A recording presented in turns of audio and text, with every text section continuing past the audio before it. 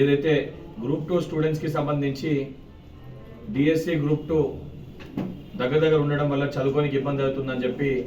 యువకుల ఒక రిక్వెస్ట్ మేరకు, యువకుల ఒక విజ్ఞప్తి మేరకు ముఖ్యమంత్రి గారు అదేవిధంగా ఉప ముఖ్యమంత్రి గారు ఇద్దరు కూడా డెసిషన్ తీసుకొని గ్రూప్ 2ని ఏదైతే డిసెంబర్లో వాయిదా వేసి నిర్వహించాలని చెప్పి డిమాండ్ పెట్టిరో ఆ డిమాండ్ మేరకు ఏదైతే టీజీపీఎస్సీకి రిప్రజెంట్ చేసి అఫీషియల్ వెబ్ నోట్ కూడా నిన్న రిలీజ్ చేయడం జరిగింది. దానికి యువకుల తరఫున ముఖ్యమంత్రి గారికి, ఉప ముఖ్యమంత్రి గారికి,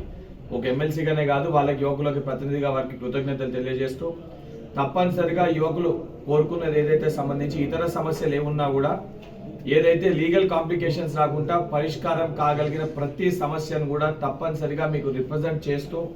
మీ తరఫున ప్రభుత్వానికి రిప్రజెంట్ చేసి ప్రతి సమస్యని పరిష్కరించే విధంగా తప్పనిసరిగా ప్రయత్నం చేస్తాము.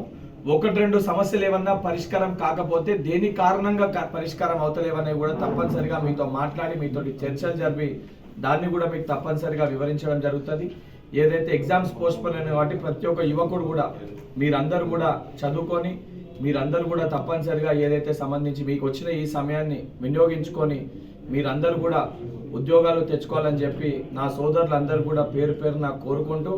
మరొకసారి అందరూ కూడా మీ యొక్క జరగబోయే ప్రతి ఒక్క ఎగ్జామ్స్కి గ్రూప్ 1 కానీ, గ్రూప్ 2 కానీ,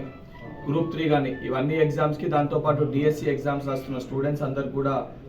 all the best for your exams and 100% మీరు ప్రతి ఒక్కరు కూడా జాబ్ కొట్టాలని చెప్పని మీ యొక్క సోదరులుగా మీ అందరికీ ఏదైతే ఆల్ ద బెస్ట్ తెలియజేస్తున్నాను. Thank you.